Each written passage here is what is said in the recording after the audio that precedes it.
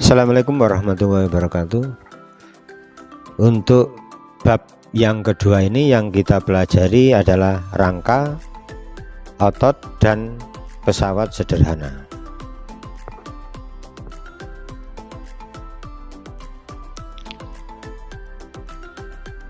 Nah, pertama yang kita pelajari sistem gerak pada manusia.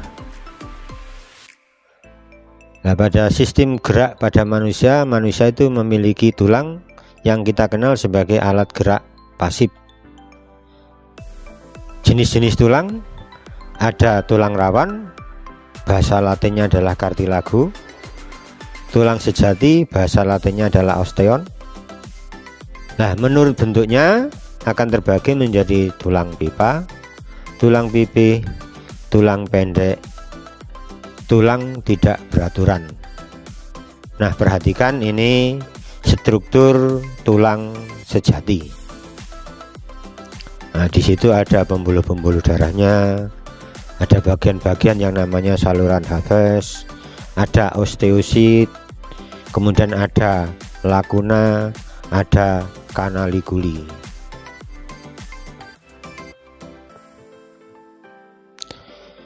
Proses pembentukan tulang yang kita kenal dengan nama proses osifikasi. Awal sebelum terbentuknya tulang yang sesungguhnya dimulai dari tulang rawan hialin. Ini kamu perhatikan proses mulai tulang rawan hialin sampai terbentuknya tulang secara utuh, atau di situ sudah dituliskan di dalam skema gambar itu namanya tulang kompak. Itu proses pembentukannya. Jadi dimulai dari tulang rawan hialin. Nah, kamu lihat tanda anak panahnya itu. Setelah itu nanti akan terbentuk proses penulangan yang pertama, yaitu proses osifikasi yang pertama. Kemudian nanti akan terbentuk periosteum menutupi tulang kompak. Nah, kamu perhatikan gambar tersebut.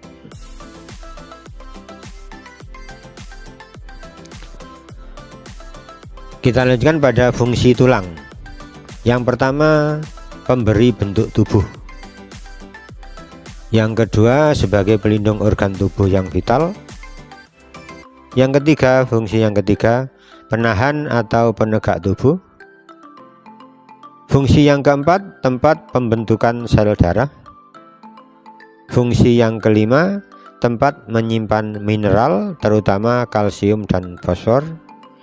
Yang keenam, tempat menyimpan cadangan lemak di sumsum kuning. Yang ketujuh, tempat melekatnya otot.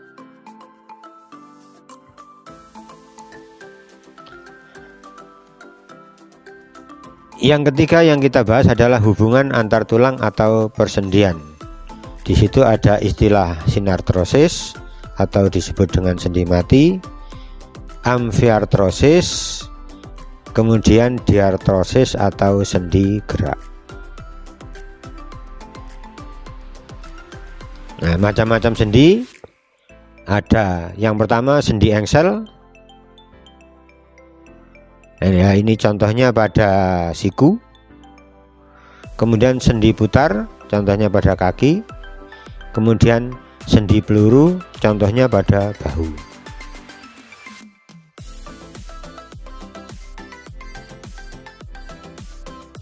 Kemudian sendi kondroid pada pergelangan tangan. Nah, pada pergelangan tangan itu ada namanya bagian-bagian tulang pengumpil, tulang pergelangan tangan, sama tulang telapak tangan.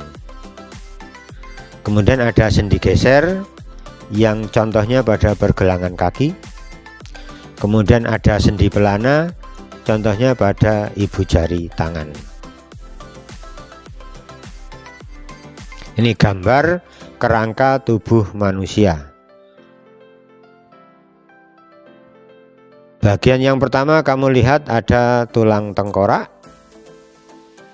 Kemudian ada tulang wajah, ada tulang rahang, ada tulang leher, kemudian ada tulang selangka, tulang belikat, tulang rusuk, tulang dada, tulang lengan atas, kemudian ada tulang pengumpil, tulang hasta, tulang pergelangan tangan, tulang telapak tangan, tulang jari tangan, tulang paha, tulang tempurung, lutut, tulang betis, tulang kering, tulang pergelangan kaki, tulang telapak kaki, tulang jari kaki.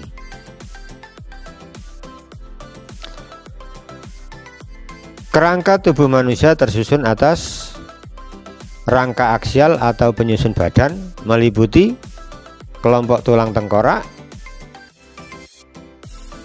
ruas tulang belakang, tulang dada, dan tulang rusuk.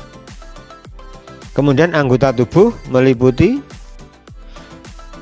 bagian atas tulang-tulang pembentuk tangan dan telapak tangan, dan bagian bawah tulang-tulang pembentuk kaki dan telapak kaki.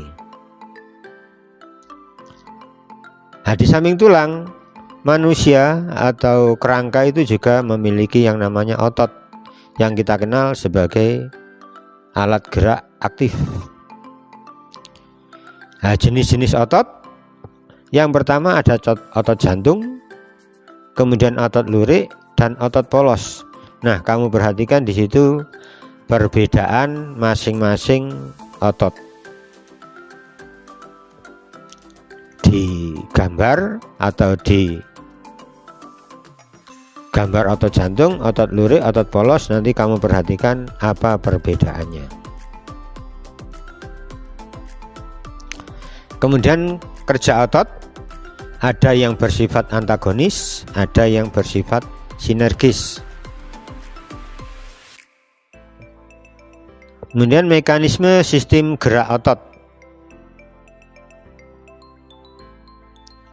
kamu perhatikan di situ bagian-bagian yang berperan atau organel-organel yang berperan pada sistem gerak otot.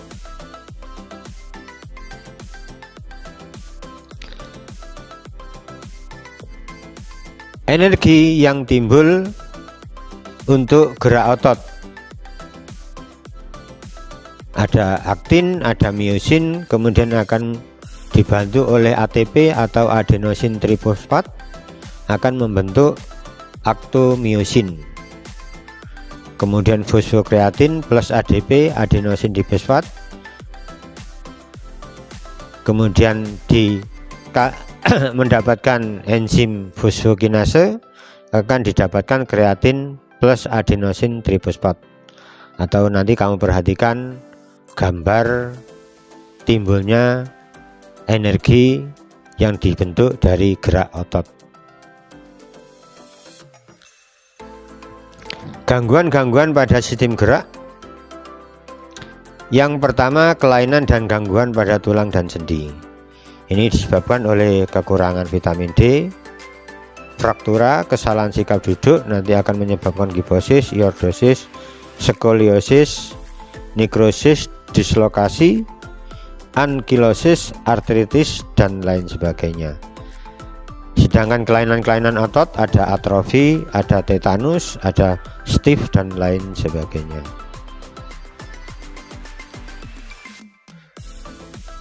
Kemudian pembahasan selanjutnya adalah pesawat sederhana.